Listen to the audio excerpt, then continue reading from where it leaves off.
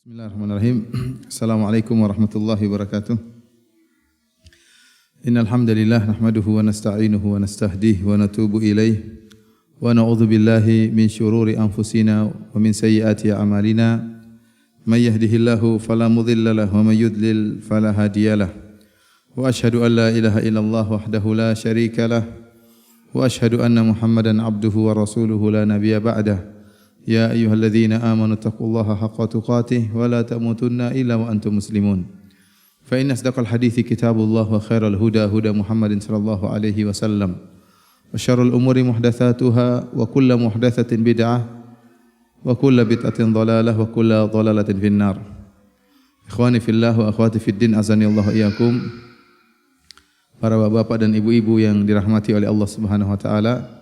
Insyaallah pada kesempatan yang berbahagia ini kita akan membahas tentang khulu', yaitu tentang seorang wanita yang minta cerai dari suaminya.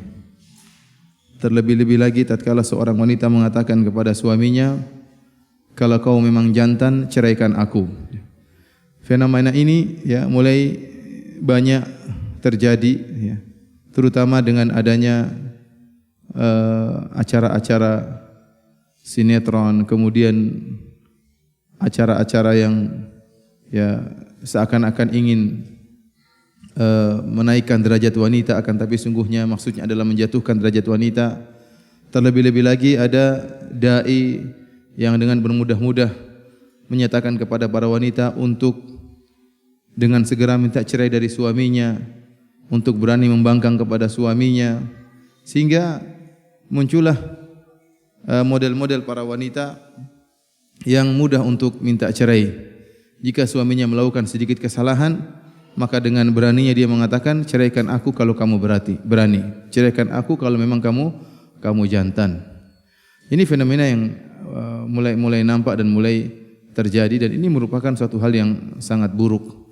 Karena kita tahu bahwasanya pernikahan merupakan ibadah yang sangat dianjurkan oleh Allah dan Rasulnya, ibadah yang sakral. Allah Subhanahu wa taala dalam Al-Qur'an mengatakan, "Fankihu ma tabalakum." Nikahilah wanita-wanita yang kamu sukai. Wa ankihul ayama minkum was-salihina min ibadikum wa imaikum.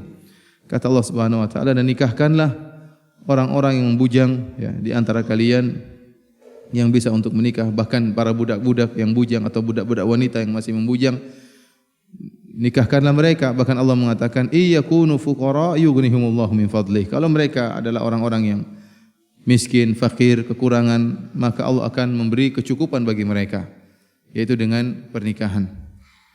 Oleh karenanya iblis ya sangat suka dengan perceraian. Dalam hadis yang sahih Rasulullah sallallahu alaihi wasallam menyatakan, inna iblis wada'a arsyahu 'alal ma' thumma yab'atsu sarayahu. Bahwasanya iblis al-la'in la'natullah alaih ya meletakkan singgasananya di atas air. Kemudian iblis mengutus atau mengirim pasukannya untuk menggoda manusia. Fa adnahum minhu manzilatan a'dhamuhum fitnah. Yang paling kedudukannya dekat dengan iblis adalah yang paling fitnahnya paling besar di kalangan manusia. Fayaji'u ahaduhum, maka setelah iblis mengutus pasukannya untuk menggoda manusia, maka datanglah anggota-anggota iblis, anak buah iblis, melapor hasil kerjaan mereka. Fayaji'u ahaduhum, maka datanglah ya anak buah iblis kemudian melaporkan, qad fa'altu kadza wa kadza. Wahai iblis, saya telah melakukan ini dan itu. Maka kata iblis, ma fa'alta syai'an, kau belum melakukan apa-apa. Jadi setiap ada anak buahnya yang melapor mengatakan saya telah melakukan demikian-demikian, iblis merendahkan. Kata iblis, ma fa'alta syai'an, kau belum melakukan apa-apa. Sampai akhirnya datang salah satu dari anak buah iblis mengatakan, la azalu bihi hatta farraqtu bainahu wa baina imra'atihi. Ya iblis, saya terus menggoda sang lelaki sampai akhirnya saya berhasil menceraikan dia dari istrinya. Maka kata iblis, ni'ma anta, engkau yang hebat. Ya, iblis memuji anak buahnya yang berhasil menceraikan seorang laki dari istrinya. Oleh karenanya, di antara program yang sangat dicintai oleh iblis adalah program memisahkan antara suami dan istri. Ya. Program memisahkan antara suami dan istri. Karenanya jangan sampai kita terjebak dengan program iblis ini, baik kita sadari maupun tidak kita sadari. Akhirnya kita dengan mudah menceraikan istri kita, atau sang wanita begitu mudah untuk minta cerai dari suaminya. Demikian juga jangan sampai kita mendukung program iblis ini dengan memprovokasi seorang suami untuk menceraikan istrinya, atau tatkala ada seorang istri mengeluh tentang kelakuan suaminya lantas kita memprovokasi sang istri untuk segera minta cerai. Kita bilang minta cerai saja. Karena sungguhnya program perceraian adalah program utama iblis. Jangan sampai kita terjebak dan jangan sampai juga kita memprovokasi program ini. Karenanya kita ada perhatikan dalam syariat, ya. Perceraian adalah jalan keluar yang terakhir. Allah Subhanahu wa taala ya memberi jalan-jalan yang lain sebelum terjadi perceraian. Jika wanita melakukan nusyuz, ya, membangkang kepada suaminya, kata Allah fa'idhuhunna wahjuruhunna fil madhaji' wadribuhun, ya. Berilah nasihat terlebih dahulu, kemudian menghajar atau boikot sang istri. Kalau tidak sembuh lagi maka dengan memukul sang istri dorban ghairu mubarrih, pukulan yang tidak memberi bekas. Allah juga mengatakan fab'athu hakaman min ahlihi wa hakaman min ahliha yurida islaha yuwaffiqillahu bainahuma. Kalau terjadi pertikaian atau percekcokan antara suami dan istri dan kemudian suami istri tidak bisa menghadapi permasalahan tersebut, maka ditempuh jalan yang lain dengan mengutus utusan dari pihak suami dan utusan dari pihak istri dalam rangka untuk mencari islah, mencari perbaikan. Intinya tidaklah perceraian ditempuh kecuali jalan terakhir.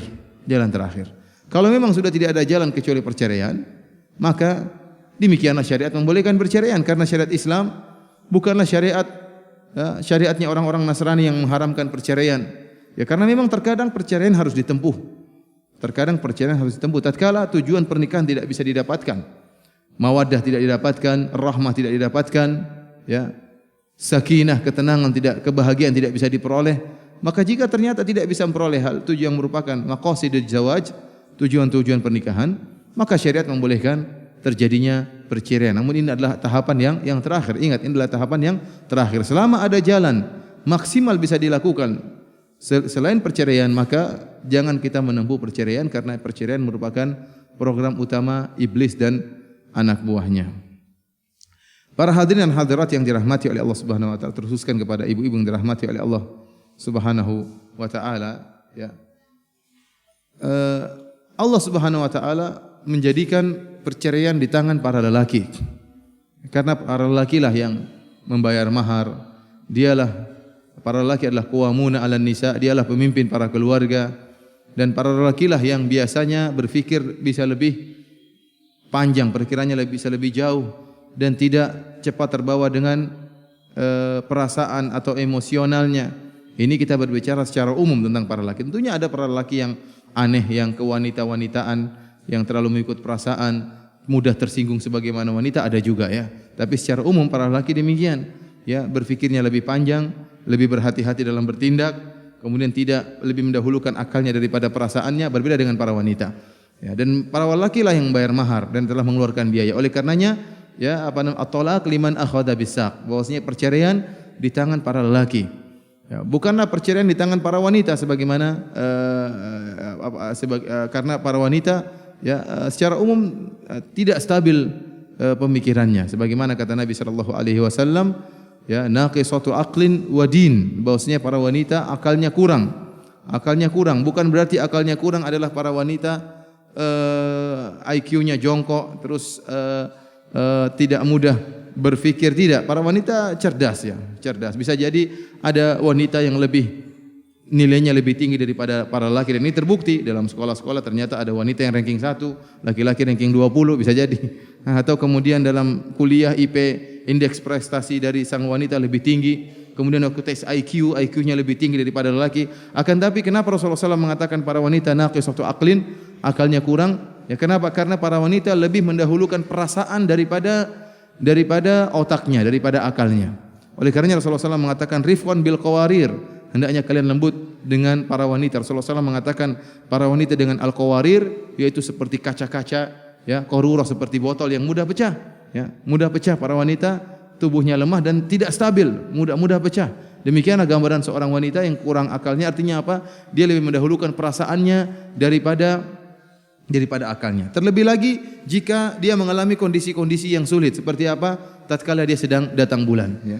Tubuhnya lemas, kemudian mudah emosi, marah-marah, dan ini bisa dirasakan oleh para suami, berubahnya emosional seorang wanita tatkala mengalami kondisi-kondisi tertentu. Contohnya juga seperti wanita sedang hamil. Wanita sedang hamil, maka dia juga mengalami perubahan kondisi-kondisi. Demikianlah para wanita, kondisinya tidak stabil. Kalau seandainya perceraian di tangan para wanita, ya, maka mungkin dalam sehari dia bisa menceraikan suaminya 5 kali atau 10 kali. Sedikit-sedikit suaminya tidak memenuhi permintaannya langsung dicerai. Ya. Suruh belikan coklat, enggak belikan coklat, kamu saya cerai saja. Ya, banyak ya hal-hal yang memudahkan sang wanita untuk menceraikan suaminya. Kenapa? Karena dia lebih mendahulukan perasaannya daripada akalnya, daripada otaknya. Oleh karenanya di antara hikmah dari Allah Subhanahu wa taala, Allah menjadikan perceraian di tangan para lelaki, ya. Akan tapi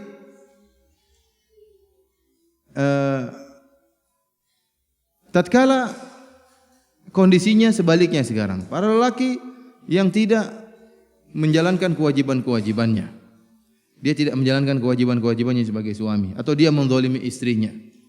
Ya. Sementara perceraian di tangan para lelaki. Apakah ada jalan bagi seorang istri untuk melepaskan dirinya dari, ya, kekangan kezaliman suaminya? Syariat memberi jalan keluar. Jalan keluar di antaranya adalah khulu. Minta apa? Minta cerai. Bukan minta cerai, minta dipegat. Jadi tali pernikahan dipegat, diputuskan. Itu namanya apa? Khulu. Ya, nanti akan kita bahas khulu termasuk cerai atau tidak. Ada khilaf di karangan para ulama. Namun perlu diketahui bahwasanya hukum asal seorang wanita minta cerai adalah dosa besar. Ya. Dalam satu hadis Rasulullah SAW bersabda, "Ayyuma imra'atin sa'alat zawjaha talaqan fi ghairi ma ba'sin fa haramun 'alaiha raihatul jannah." Kata Nabi SAW, wanita mana saja yang meminta cerai dari suaminya tanpa ada sebab, maka haram bagi dia untuk mencium bau surga. Hadis ini diriwayatkan oleh Imam Abu Daud dalam sunannya, dan juga Imam Tirmidzi dan Ibnu Majah, dan disahihkan oleh Syekh Albani rahimahullahu taala. Lihat ancaman yang luar biasa. Kata Nabi sallallahu alaihi wasallam, wanita yang minta cerai dari suaminya tanpa ada sebab yang syar'i, maka haram bagi dia untuk mencium bau surga. Rasulullah SAW tidak mengatakan haram bagi dia masuk surga, tapi Rasulullah SAW mengatakan haram baginya mencium bau surga. Padahal kita tahu bau surga tercium dari jarak sekian-sekian. Dari jarak yang jauh sudah tercium bau harumnya surga. Jadi bukan hanya masuk, bahkan dari jauh pun tidak bisa. Dari jarak jauh dari surga pun tidak bisa. Ini ancaman keras bagi seorang wanita yang minta cerai tanpa sebab yang syar'i. Dalam hadis yang lain kata Nabi SAW, "Al-mukhtali'atu wal muntazi'atu hunnal munafiqat." Kata Nabi SAW, para wanita yang minta khulu dari suaminya dan melepaskan dirinya dari suaminya, mereka itulah wanita munafik. Mereka itulah wanita munafik. Rasulullah SAW menekankan, hunna al-munafiqat. Mereka itulah, ini penekanan dari Nabi SAW. Mereka itulah para wanita-wanita munafik, yaitu yang minta cerai dari suaminya tanpa sebab. Hadis ini disahihkan oleh Syekh Albani rahimahullahu ta'ala. Para hadirin hadirat yang dirahmati oleh Allah Subhanahu wa taala, dari sini kita mengetahui bahwasanya hukum asal wanita minta cerai adalah haram, bahkan merupakan dosa besar, bahkan dicap sebagai wanita munafik. Akan tapi jika ternyata ada sebab yang syar'i yang membolehkan seorang minta cerai, maka dia dibolehkan minta cerai. Bahkan bisa jadi dianjurkan dia untuk minta cerai tatkala dia mengalami kezaliman dan tidak bisa melaksanakan, tidak bisa meraih tujuan-tujuan pernikahan, dan dia terus dizalimi, mungkin terkadang sulit untuk beribadah, tidak tenang kehidupannya, maka dia dibolehkan untuk minta cerai agar dia bisa lebih tenang dalam beribadah kepada Allah Subhanahu wa taala dan terlepas dari kekangan kezaliman suaminya. Di antara hal-hal sebab-sebab syar'i yang membolehkan seorang wanita minta cerai telah disebutkan oleh para ulama, Di antaranya seperti akhlak suami yang buruk terhadap sang istri. Akhlaknya buruk. Suaminya ini rajin salat. Dia rajin salat. Dia berpuasa, puasa sunnah. Dia senang bersedekah, tapi akhlaknya buruk terhadap istrinya. Bahkan bisa jadi suaminya ini akhlaknya baik sama orang lain, tapi sama istrinya akhlaknya buruk, suka menghina, ya, suka menampar istrinya. Dan ini kadang terjadi karena sang suami tidak cinta kepada istrinya. Tatkala sang suami tidak cinta kepada istrinya, aneh ini, dia sama orang lain baik. Ya, kenapa sama istrinya tidak baik? Dia tidak suka sama istrinya. Sehingga apa? Tatkala dia tidak suka, maka dia melampiaskan dengan kemarahan, kejengkelan, tidak menghargai sang istri. Sehingga ucapan-ucapan kotor, penghinaan selalu dia ya lepaskan untuk istrinya. Dihinalah istrinya, dikata-katainlah istrinya, bahkan dipukullah istrinya. Nah, kalau kondisi suami seperti ini, berarti akhlaknya buruk meskipun agamanya baik. Meskipun agamanya baik, waktunya solat dia solat, waktunya dia sedekah, waktunya puasa dia puasa, bahkan mungkin dia solat malam. Tetapi sama istrinya akhlaknya buruk, maka boleh bagi sang istri untuk minta cerai dari suaminya. Ini sebab yang pertama, akhlaknya buruk. Karenanya Nabi SAW membedakan antara akhlak dengan agama. Kata Nabi SAW, "Idza ja'akum man tardawna dinahu wa khuluquhu." Kata Nabi SAW, jika ada seorang yang datang melamar putrimu, melamar orang yang dibawa perwalianmu, seorang lelaki yang kalian ridhoi akhlak dan agamanya, maka terimalah lamarannya. Berarti ada akhlak, ada agama. Buktinya para ulama menyebutkan, kalau ada orang yang akhlaknya baik, agamanya baik tapi akhlaknya buruk, ya, maka boleh bagi seorang wanita untuk minta cerai. Perkara yang kedua yang bolehkan seorang wanita minta cerai adalah sebaliknya. Sebaliknya, akhlaknya baik tapi agamanya buruk. Akhlaknya Masya Allah manis sama istrinya, ya ramah sama orang lain, sopan terhadap mertua, akhlak luar biasa. Tapi agamanya buruk, ya. Melakukan dosa-dosa, kadang berzina, kadang minum bir, dia tidak ganggu orang lain. Tapi dia agamanya buruk, Tidak sholat, suka nonton film porno misalnya, kemudian suka misalnya berjudi misalnya. Ini suami yang akhlaknya agamanya buruk. Akhlaknya baik tapi agamanya buruk.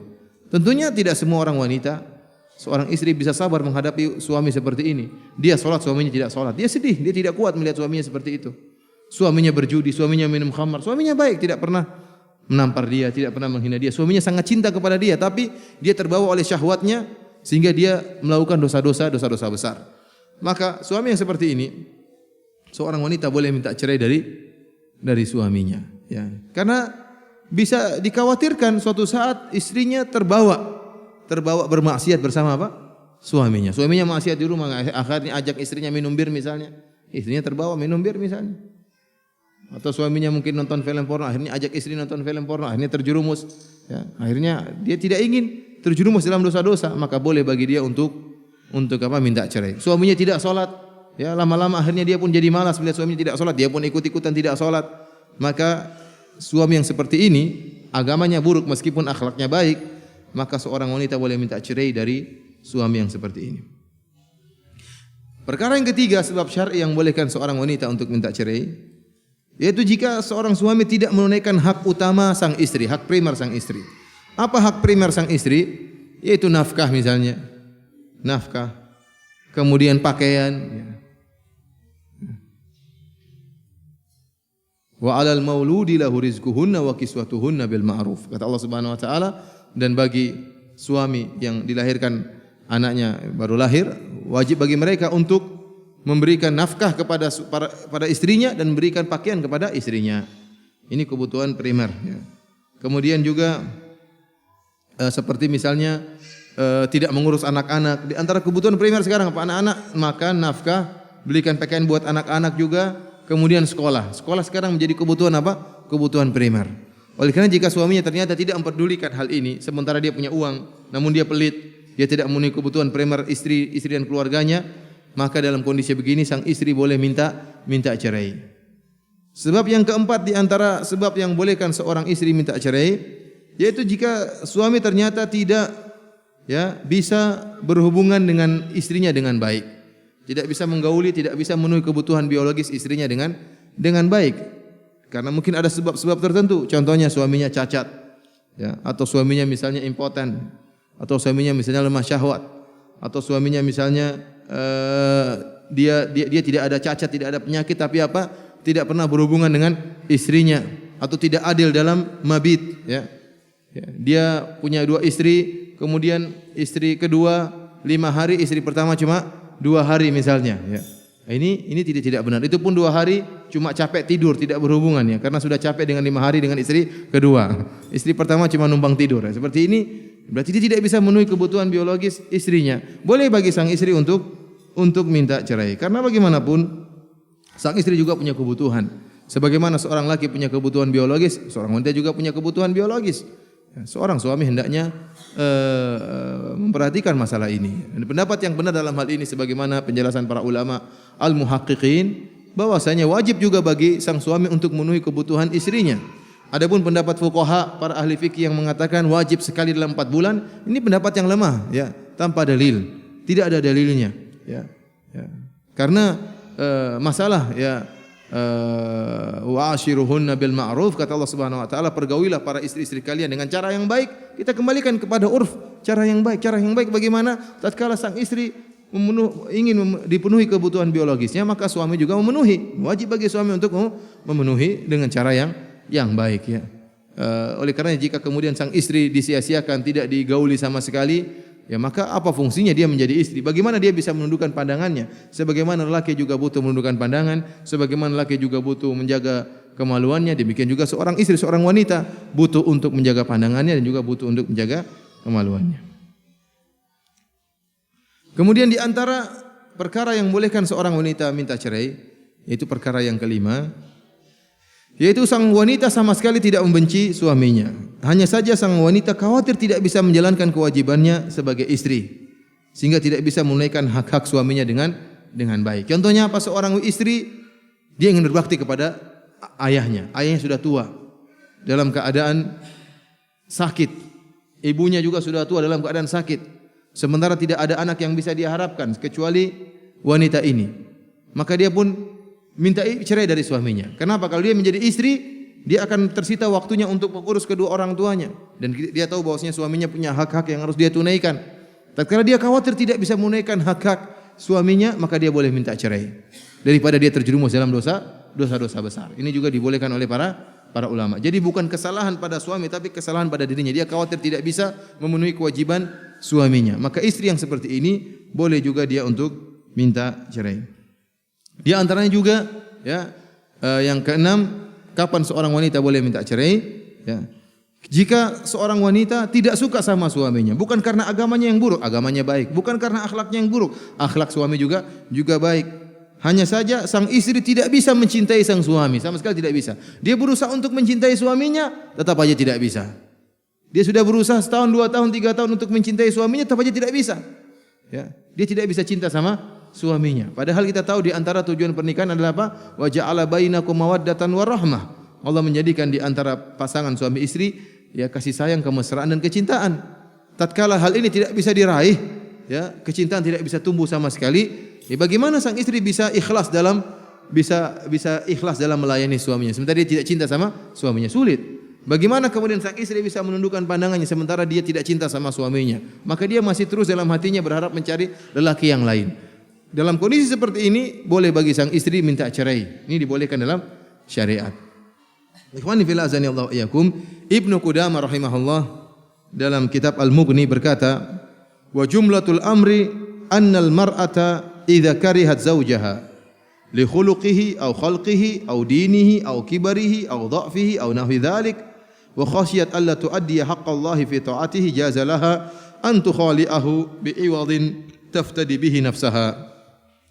Kata Al-Imam Ibnu Qudamah rahimahullah, kesimpulannya bahwasanya seorang wanita ya, jika dia benci kepada suaminya karena akhlak suaminya enggak beres, au khuluqihi atau khalqihi ya, atau karena perawakannya yang dia tidak sukai, akhlaknya mungkin enggak beres, atau mungkin akhlaknya beres tapi penampilan postur tubuh suaminya dia tidak sukai, au dinihi atau agamanya tidak dia sukai, au kibari atau suaminya sudah terlalu tua ya, sementara dia masih sangat muda misalnya, au dha'fi atau suaminya ternyata lemah atau yang semisalnya, dan dia khawatir tidak bisa menunaikan hak Allah untuk taat kepada suaminya, maka boleh bagi dia untuk minta khulu dengan syarat dia membayar tebusan untuk menebus dirinya. Ikhwani fillah akhwati fiddin azani Allah iyyakum. Ya, inilah sebab-sebab yang membolehkan seorang istri untuk minta cerai dari suaminya. Tentunya Maksud saya menyampaikan pengajian ini bukan mengajari seorang istri untuk minta cerai, tidak. Tetapi dia tetap berusaha menghadapi permasalahan dia dengan cara yang terbaik, berusaha untuk tidak, selama masih ada solusi, maka jangan dia minta cerai. Cerai merupakan solusi terakhir atau khulu' merupakan solusi yang terakhir. Dan khulu' yang pertama kali terjadi di Islam itu di zaman Nabi sallallahu alaihi wasallam adalah kisah istri dari Thabit bin Qais bin Syammas radhiyallahu taala anhu. Ibnu Abbas radhiyallahu taala anhu berkata, "Inna imra'ata Thabit bin Qais atatin Nabiy sallallahu alaihi wasallam faqalat." Sungguhnya istri dari Thabit bin Qais bin Syammas mendatangi Nabi sallallahu alaihi wasallam. Kemudian istrinya berkata, "Ya Rasulullah, Thabit bin Qais ma a'tibu alaihi fi khuluqin wala dinin."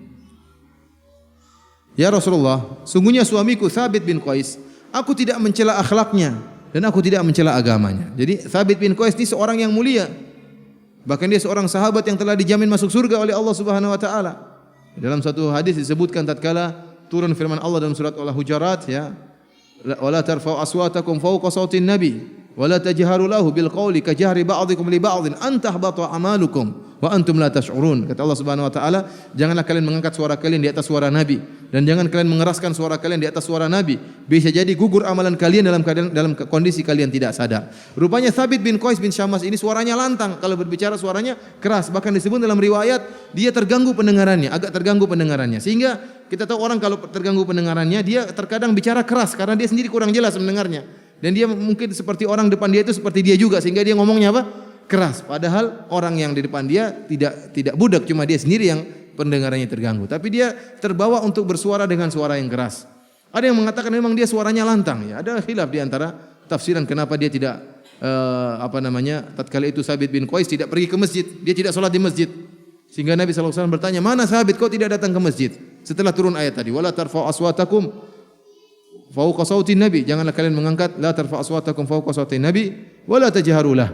Jangan kalian mengangkat suara kalian di atas suara Nabi dan jangan kalian mengeraskan suara kalian di atas suara Nabi sallallahu alaihi wasallam. Maka dia pun tidak ke masjid. Setelah ditanya, ternyata Thabit mengatakan, "Saya khawatir akan gugur amalanku karena berbicara keras di hadapan Nabi sallallahu alaihi wasallam." Dan kemudian beliau menangis. Nabi sallallahu alaihi wasallam mengatakan, "Kabarkan kepada Thabit bahwasanya dia masuk surga." Ya. Jadi Thabit bin Qais bin Syammas radhiyallahu taala anhu adalah seorang sahabat yang telah dijamin masuk surga. Seorang yang akhlaknya mulia dan agamanya mulia. Tetapi kenapa istrinya minta cerai? Oleh karena istri mengatakan, "Ya Rasulullah, Thabit bin Qais la a'tibu alaihi fi khuluqin wala dinin." Ya Rasulullah, suamiku Thabit bin Qais orang yang tidak aku cela akhlaknya dan tidak juga aku cela agamanya. Walakinni akrahul kufra fil Islam. Akan tapi saya khawatir melakukan kekufuran dalam Islam. Yaitu artinya apa? Saya khawatir tidak patuh kepada Thabit bin Qais. Saya khawatir tidak bisa menjadi seorang istri yang bersyukur. Saya khawatir tidak bisa menunaikan kewajiban-kewajiban saya sebagai seorang istri. Ya. Kufranul ashir, yaitu membangkang suami. Saya khawatir membangkang suami. Ya, karena kita wajar seorang wanita karena tidak suka sama suaminya, dia tidak akan taat, dia tidak bisa melayani suaminya dengan ikhlas, dengan patuh. Kenapa? Karena dia benci dengan suaminya. Maka dia mengatakan, saya khawatir tidak bisa taat kepada suami saya. Faqala Rasulullah sallallahu alaihi wasallam, maka Rasulullah SAW tatkala mendengar syakwa, keluhan dari istrinya Thabit, ya, maka Rasulullah SAW mengatakan, "Ataruddina alaihi hadiqatahu." Wahai istrinya Thabit, kalau kau memang minta cerai, maukah engkau mengembalikan kebun yang dahulu merupakan mahar yang diberikan Thabit kepadamu? Maka wanita tersebut mengatakan, "Na'am ya Rasulullah, saya akan kembalikan." Maharnya dikembalikan. Rasulullah SAW mengatakan, "Iqbalil hadiqah." Wahai Thabit, terimalah pengembalian mahar tersebut. Maka diceraikan atau terjadilah khulu pertama kali dalam Islam, ya, antara Thabit bin Qais dengan istrinya. Dalam riwayat yang lain, ya, disebutkan bahwasanya dari Hajjaj an Amr bin Shu'aib an abihi an jaddihi qala kanat Habibah bintu Sahal, istrinya Thabit ini ada yang mengatakan namanya Jamilah, ada yang mengatakan namanya Habibah, ya, dua-duanya nama yang indah. Satunya apa? Jamilah, artinya cantik, yang satunya namanya apa? Habibah, yang artinya yang kekasih, ya, yang dicintai. Ya. Disebutkan wa kana rajulan tahta Habibah bint Sahil tahta Thabit bin Qais bin Syammas. Habibah adalah istri dari Thabit bin Qais bin Syammas. Wa kana rajulan damiman. Dan Thabit ini seorang yang buruk rupa. Dia orangnya penampilannya tidak oke. Wajahnya kurang oke.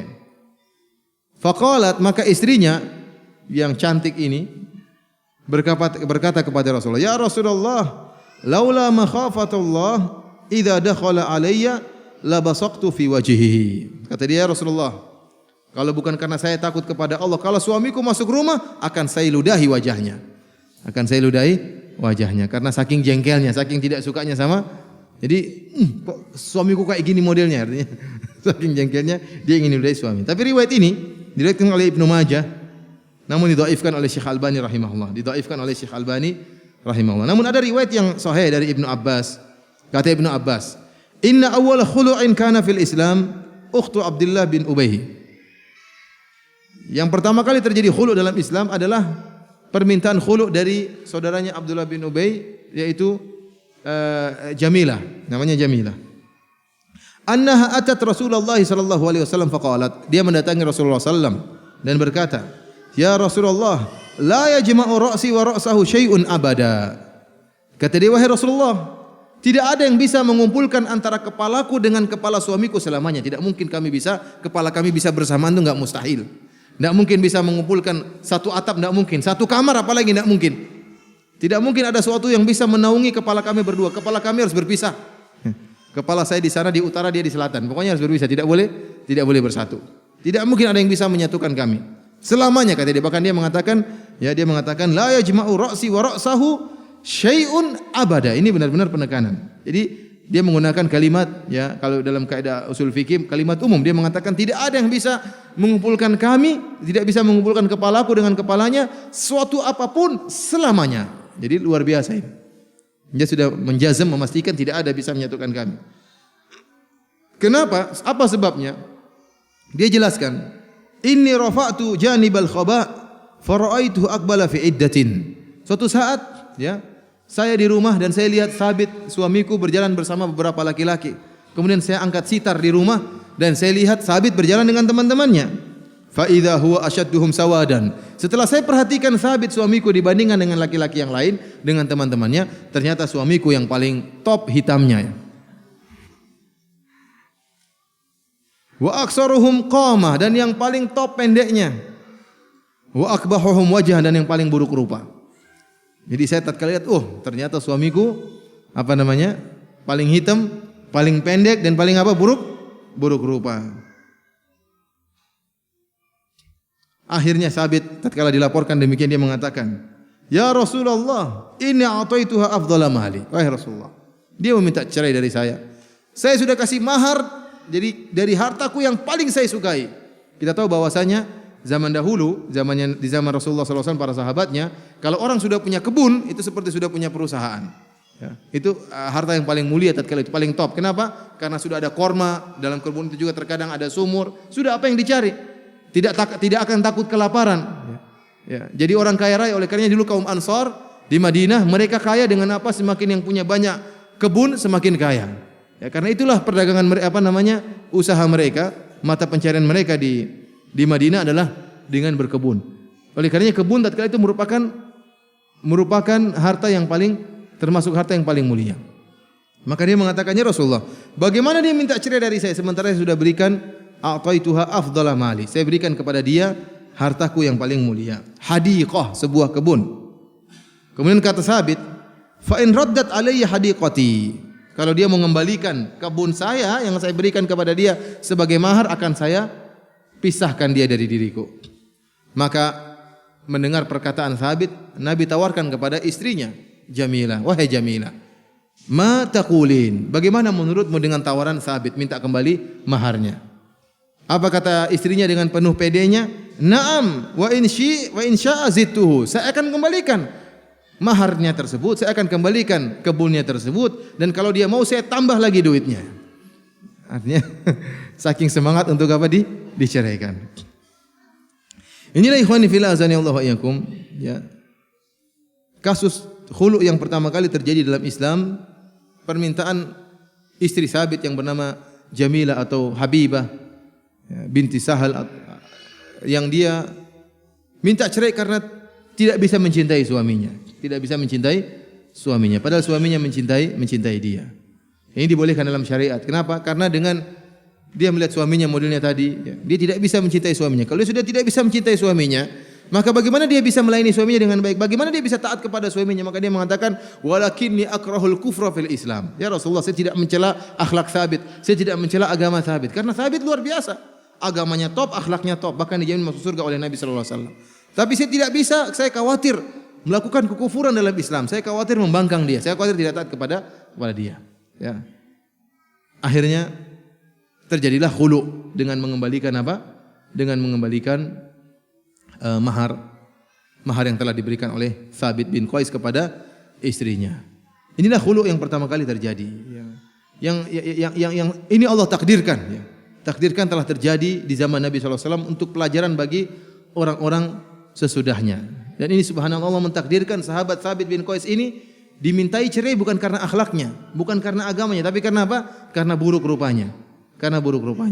Yang jadi masalah kenapa istrinya belakangan baru tahu dia buruk rupa.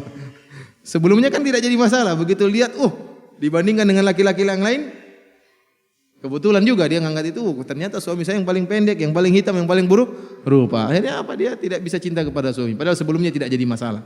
Namun karena membanding-bandingkan ini yang jadi masalah. Akan tapi demikianlah yang terjadi. Akhirnya Nabi SAW meminta Thabit untuk melepaskan istrinya.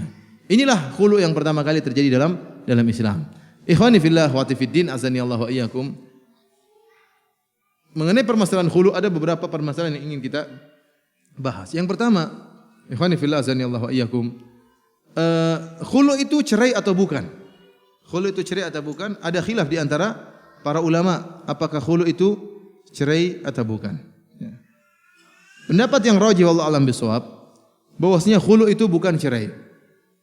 Ini kalau seandainya khulu itu cerai, maka dihitung satu cerai. Tapi kalau khulu itu bukan cerai, maka tidak dianggap cerai. Contohnya, seorang suami sudah menceraikan istrinya 2 kali. Berarti masih ada jatah 1 kali untuk apa? Mencerai. Karena cerai hanya 3 kali. Dia sudah menceraikan istrinya 2 kali. Ternyata kali ketiga istrinya bosan. Kamu terus ceraikan saya, gantian saya ceraikan kamu. Akhirnya istrinya minta apa? Minta cerai. Jadilah khulu. Nah, kalau khulu ini dianggap cerai, berarti tidak mungkin lagi mereka kembali. Karena berarti sudah jatuh cerai berapa kali? 3 kali. Tapi kalau khulu ini bukan cerai, kemudian pegatan, maka kalau kembali lagi masih boleh atau tidak? Masih boleh. Karena belum 3 kali. Inilah diantara samaratul khilaf, buah dari khilaf dalam masalah ini. Namun yang rajih wallahu a'lam bishawab, bahwasanya khulu bukan cerai. Khulu bukan cerai. Kenapa? Karena cerai berbeda dengan khulu. Kalau cerai dari tangan lelaki, khulu dari tangan wanita. Kalau cerai tidak perlu bayar fidyah, tapi khulu bayar fidyah, bayar tebusan. Seakan-akan ada akad jual beli yang dibatalkan. Jadi suaminya sudah beli barangnya dikembalikan dengan mengembalikan duit. Inilah khulu. Jadi suaminya seakan-akan telah membeli sang wanita, sang istri dengan bayar mahar. Istrinya tidak mau, dia kembalikan lagi maharnya. Ya sudah, kita putus akad nikah kita. Oleh karenanya khulu itu bukan cerai, tapi memutuskan akad nikah, dan dia bukan cerai. Dalilnya apa? Dalilnya firman Allah Subhanahu wa taala dalam surat Al-Baqarah ayat 229 dan 230. Kata Allah Subhanahu wa taala, "At-talaqu marratan. Fa imsakun bima'ruf aw tasrihun bi ihsan." Ya. Kata Allah Subhanahu wa taala, talak itu yang boleh dirujuki, boleh orang rujuk cuma 2 kali. Setelah itu boleh rujuk lagi dengan cara yang ma'ruf atau menceraikan dengan cara yang baik. Ya. Fa imsakun bima'ruf artinya kembali lagi, au tasrihum bi ihsan atau menceraikan dengan cara yang baik.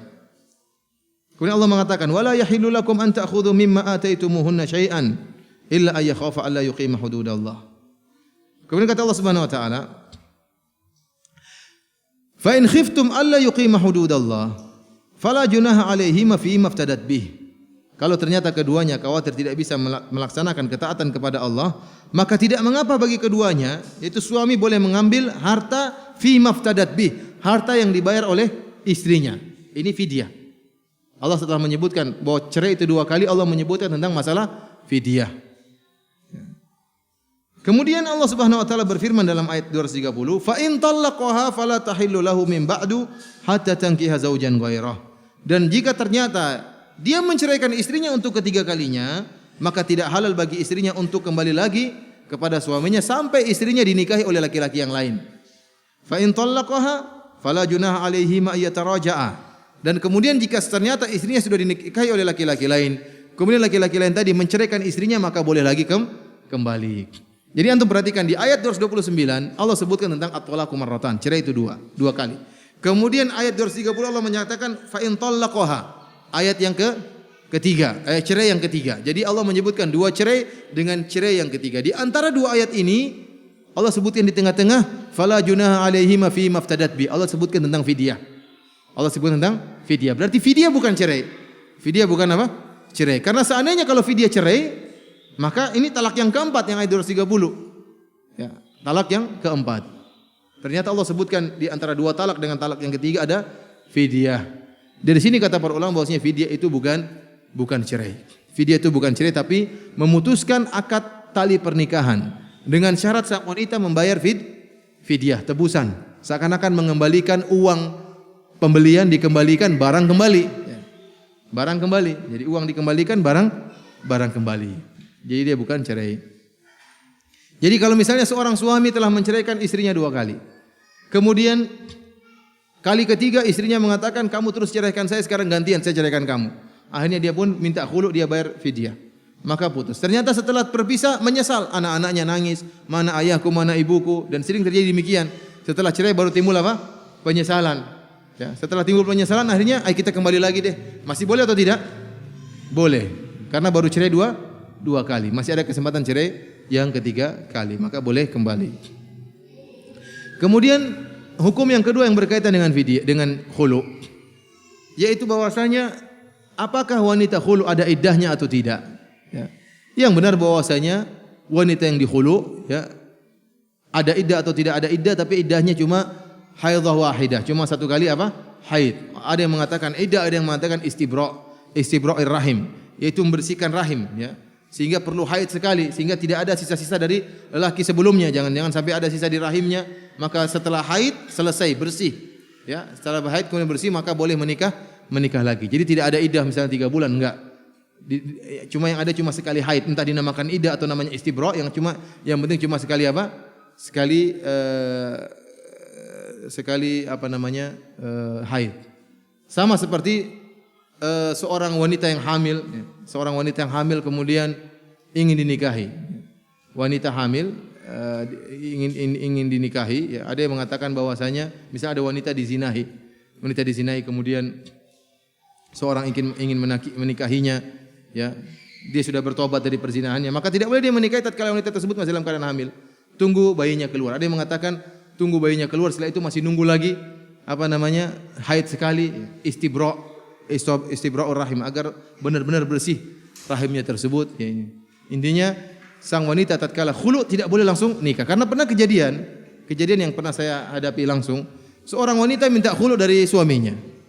Baru 3 hari dia sudah kawin lagi. Bahkan dia kirim undangan kepada suaminya yang dulu, tolong datang ke pernikahan saya. Mungkin ingin bikin jengkel suaminya. Maka dia begitu minta khulu, sah khulunya, baru 3 hari sudah kawin lagi. Ini tidak boleh seperti ini, tidak sah pernikahan seperti ini. Kenapa? Karena harus nunggu istibra, harus haid sekali.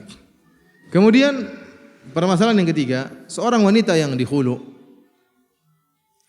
apakah boleh seorang lelaki minta tambahan dari mahar yang telah dia berikan? Para ulama mengatakan boleh.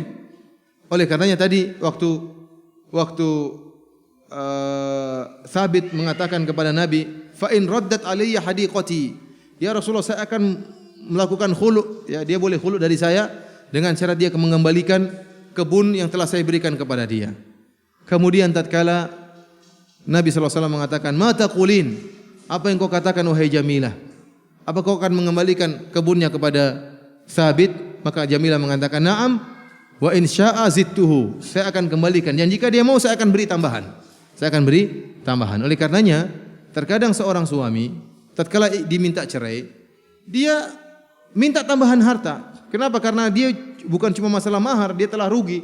Mungkin dia telah pernah belikan rumah, atau dia belikan mobil, atau dia bantu ongkos kesehatannya. Dia mungkin istrinya waktu operasi dia keluarkan uang, maka dia bilang, kamu boleh minta cerai, minta khulu dari saya, tapi bayar dulu pengeluaran saya selama ini, nota-notanya masih ada ya.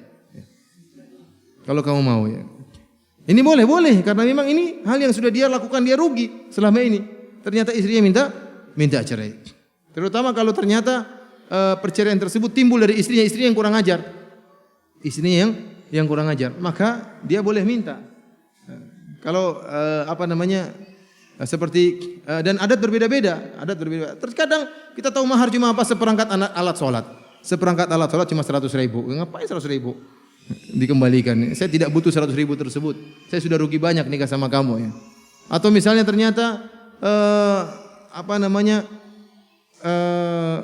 maharnya cuma sebuah buku kecil, harganya cuma Rp5.000, Rp10.000, hanya sekedar simbol. Apa mahar yang diharapkan dari mahar seperti ini? Ya.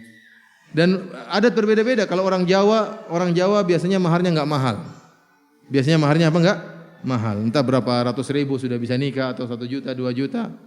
Nah, kalau orang Arab lumayan. Orang Arab lumayan, banyak mahal. Orang Bugis juga lumayan. Orang Bugis itu berbeda antara mahar kepada istri, berbeda sama uang naik diberikan kepada mertua. Ada uang naiknya juga mahal, lumayan. Jadi untuk pengambilan anaknya dia butuh uang naik berikan kepada istrinya. Kemudian uang mahar kepada istrinya. Uang naik buat orang tuanya, buat mertuanya. Uang jalan buat apa? Istrinya. Orang Jawa enak, naik turun gratis. Orang Bugis naik bayar. Naik bayar, harus ada duit. Tatkala dia minta cerai istrinya, dia boleh tagih. Saya sudah kasih uang naik sama ibumu sekian. Kamu mau cerai, kembalikan semua apa yang saya telah berikan kepadamu. Itu hak suaminya, boleh dia minta. Ya, boleh dia minta hal tersebut. Ya. Bahkan dia boleh minta tambah kalau memang ternyata istrinya yang minta cerai dan sebabnya dari istrinya. Dia sudah rugi selama ini. Rugi waktu, rugi ini, dia ternyata istrinya minta cerai. Maka boleh bagi sang suami untuk minta lebih daripada tebusan, tapi yang masuk akal. Jangan yang tidak masuk akal. Maharnya cuma 10 juta dia minta 1 miliar, yang enggak masuk akal seperti ini. Ya. Dan ini kembali kepada hakim, kembali kepada qadhi, dia yang memutuskan. Ya. Kalau suaminya bisa datangkan bukti-bukti bahwa selama ini saya telah rugi mengeluarkan uang sekian-sekian, maka dia boleh menuntut uang tersebut sebelum melakukan proses khulu. Kemudian ikhwani fillah, azani Allah wa iyyakum, ya.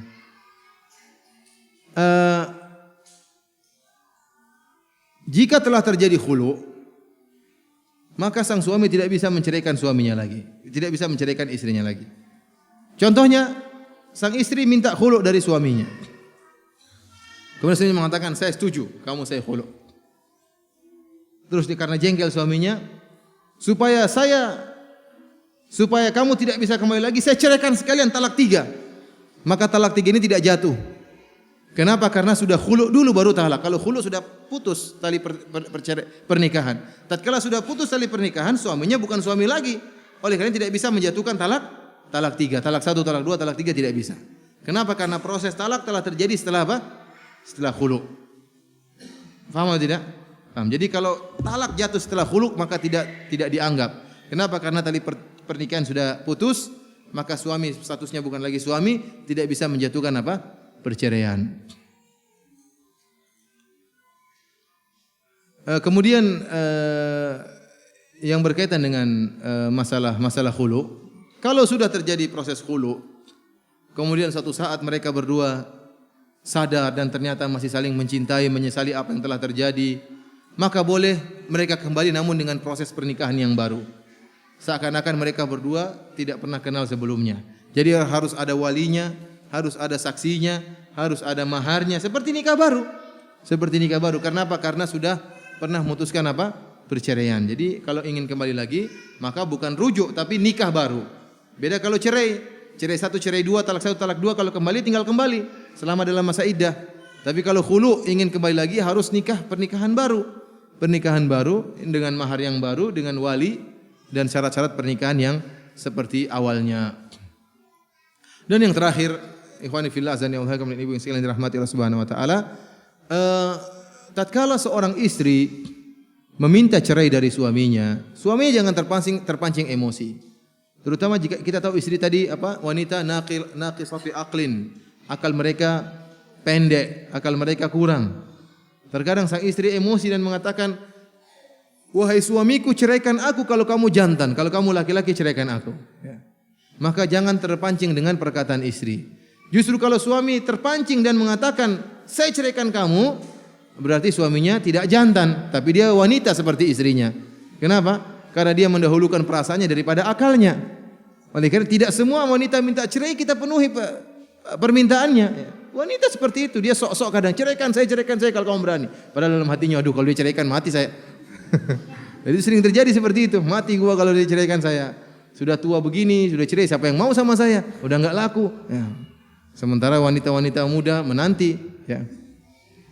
Nah, oleh karenanya terkadang seorang suami jangan terpancing kalau istrinya mengatakan, "Kalau kamu jantan, kalau kamu laki-laki ceraikan saya." Jadi saya katakan kalau kamu jantan jangan ceraikan. Tapi kalau kamu betina ceraikan. Ya. Bagaimana dia? Mudah emosi. Karena kita kembali lagi bahwasanya perceraian merupakan perkara yang sangat dicintai oleh iblis. Merupakan program utama iblis adalah memisahkan antara suami dan istri. Karena iblis tahu kalau sudah terjadi perceraian maka banyak kemudaratan yang akan timbul. Banyak kemudaratan. Terkadang seorang wanita jadi terkatung-katung, tidak laku lagi. Kita tahu bagaimana nasib janda, ya. Nasib janda terkadang genit-genit ya. Kenapa? Karena ingin nikah cuma enggak ada yang mau. Kemudian bagaimana anak-anak? Akhirnya dia harus keluar rumah kerja. Repot kan wanita keluar rumah kerja. Tatkala tidak ada yang mengayomi dia harus keluar rumah kerja campur dengan laki-laki. Ya. Kemudian terkadang bersolek di hadapan laki-laki yang lain karena ingin dinikahi. Anak-anaknya bagaimana? Tidak mendapatkan kasih sayang orang tua, tidak mereka sayang seorang ibu. Ya. Terkadang anak-anak terlantarkan, yang ngurus kakeknya, yang ngurus pamannya, yang ngurus bibinya. Ya, ini kemudaratan yang sangat diharapkan oleh iblis. Oleh karenanya kita sebagai seorang laki, demikian juga para wanita, ya hati-hati jangan sering terpancing untuk mudah minta cerai atau jangan mudah terpancing untuk menceraikan istri-istri kita. Demikian saja wallahu a'lam bishawab. Maksud saya menyampaikan kajian ini bukanlah mengajari para wanita untuk minta cerai, tetapi untuk mengingatkan kepada para laki bahwasanya para wanita juga punya hak ya.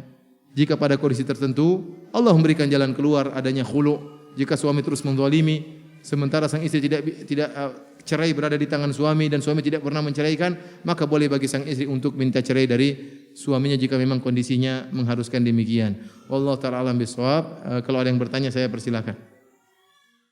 Bolehkah untuk menunda keinginan suami yang mengajak keranjang? Dalam hal ini suami mengiyakan atau ia ridho-ridho aja. Mungkin dia ridho-ridho aja depan tapi dalam hatinya dongkol ya. Tidak tahu kita.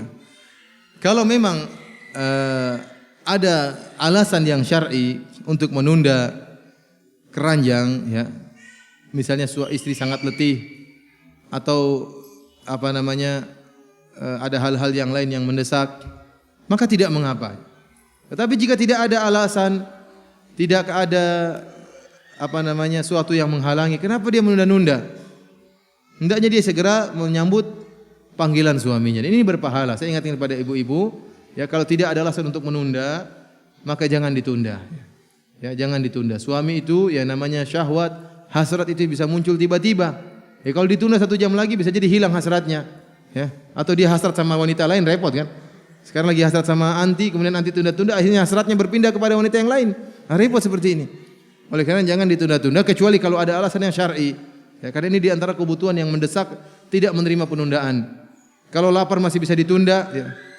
Tapi kalau ini sebaiknya jangan ditunda, segera dilayani.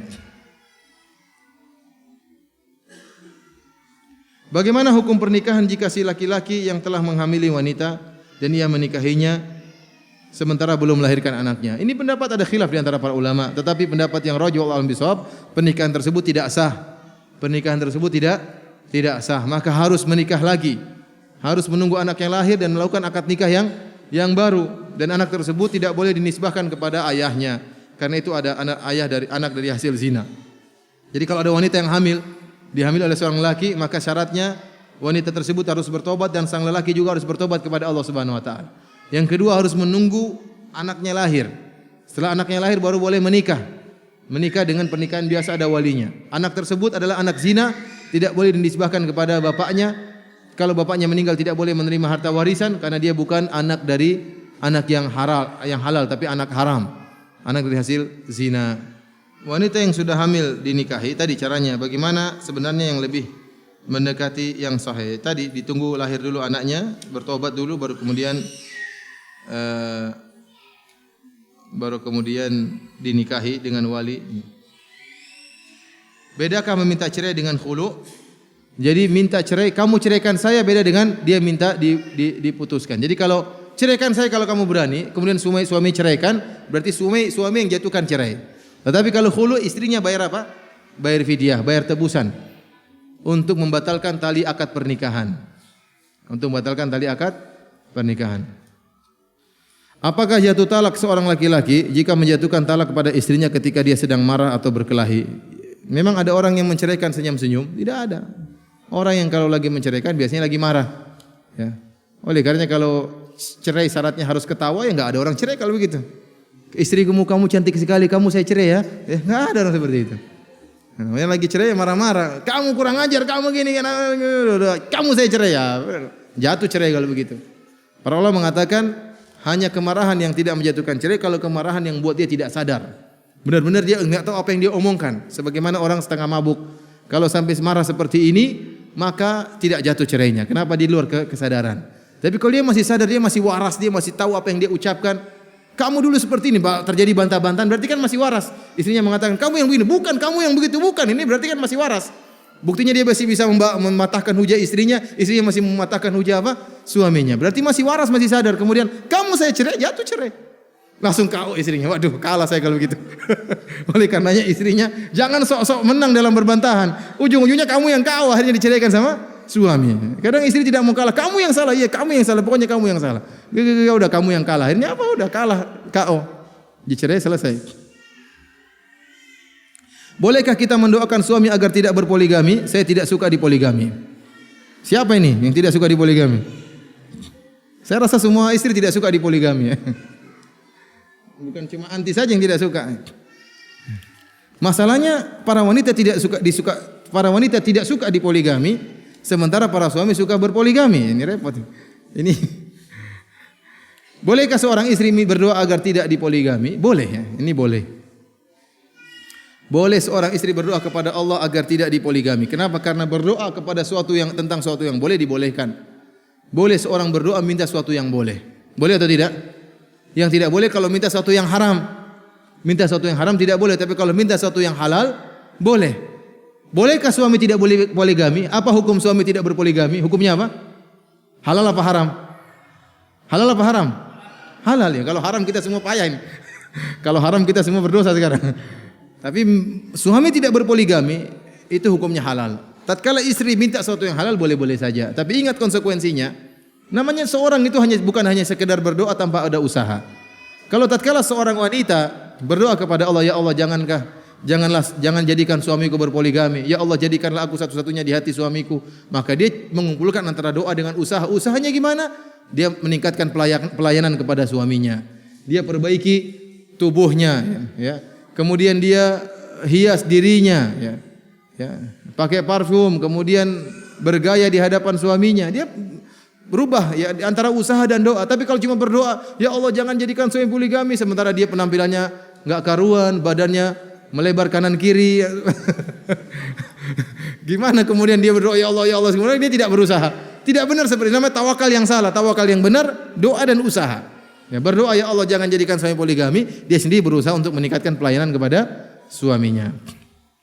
Boleh apa tidak seorang suami mukul di bagian kepala dan wajah, dan kalau tidak boleh, mana dalilnya? Biar ana nasihatin suami biar tidak usah lagi dipukul di bagian tersebut. Subhanallah. Dia mengatakan, boleh apa tidak seorang suami mukul di bagian kepala dan wajah? Dan kalau tidak boleh kasih tahu ana dalilnya biar ana bisa nasihati suami biar tidak usah lagi dia mukul di bagian tersebut. Ini kasihan sering dipukul sama suami. Ya tidak boleh. Ya. Rasulullah dalam hadisnya saya lupa lafalnya tapi di antaranya ada apa namanya tidak boleh. Ya. Tidak boleh mukul wajah. Ya.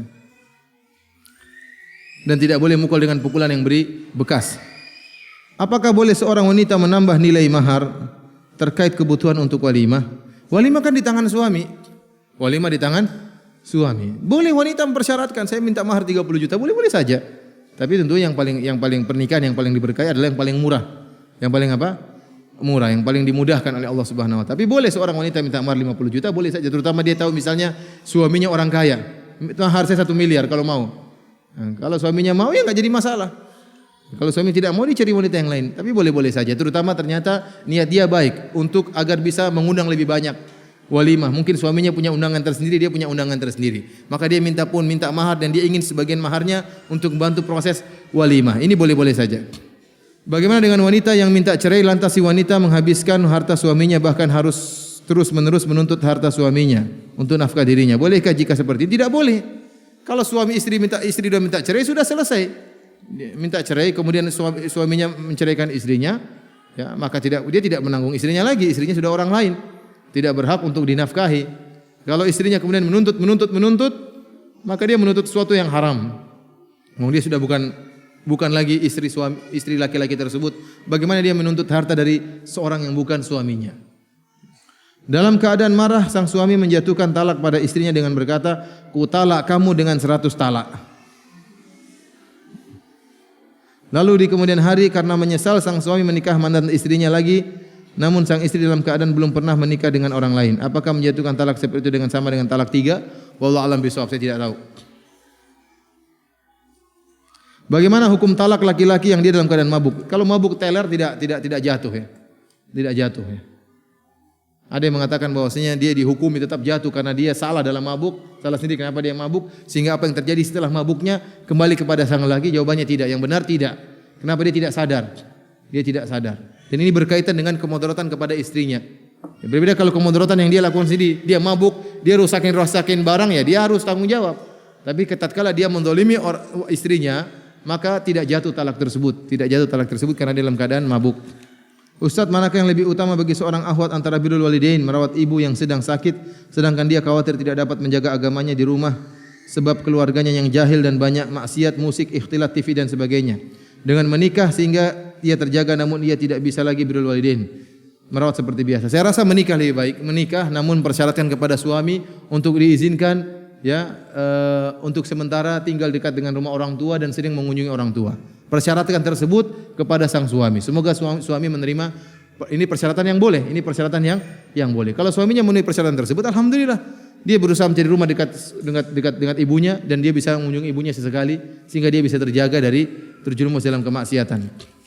Bolehkah kita minta cerai jika suami tidak pernah memberikan nafkah lahir batin? Boleh, tapi yang bagus nasihat dulu, baru kemudian minta cerai. Apakah boleh wanita minta khulu lantaran cemburu pada suaminya yang nikah lagi? Tidak boleh, ini sebab yang tidak benar.